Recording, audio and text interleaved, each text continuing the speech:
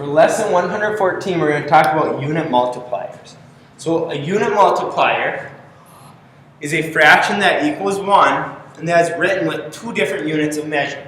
Kind of like 1 foot and 12 inches are the same. So my unit multiplier could be 1 foot over 12 inches or it could be 12 inches over 1 foot depending on what I need. So if we look at some examples, letter A says write two unit multipliers using these equivalent measures. Well, if 3 feet equal 1 yard, I can write either 3 feet over 1 yard, or it could be 1 yard over 3 feet. Okay. Now letter B says which unit multiplier would you use to convert 30 yards to feet?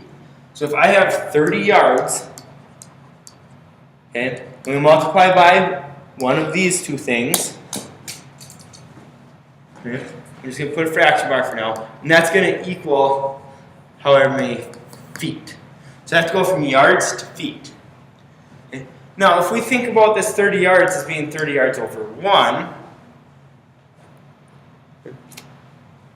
notice I have the yards on top, so to get rid of them, I have to put them on the opposite side, because if we have yards on top and yards on bottom, they can cancel out.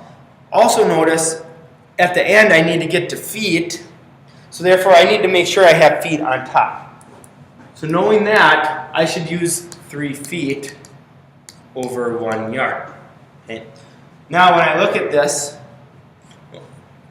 I can't cancel out any numbers, but I can multiply, I get 90. And if you notice, I can cancel out my yards now.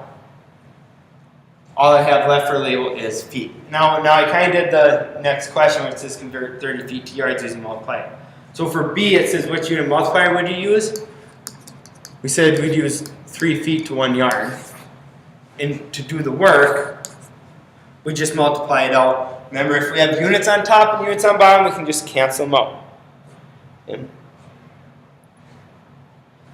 now, in our practice sets, it tells you what some things are equal to. So just remember, you're going to put one over the other and then vice versa.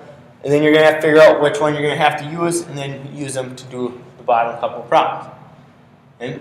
So go ahead, try the practice set. Remember, if we want something to cancel out, we need one on top, one on bottom.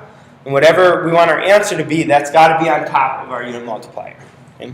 So go through these, make sure you bring any questions you may have to class.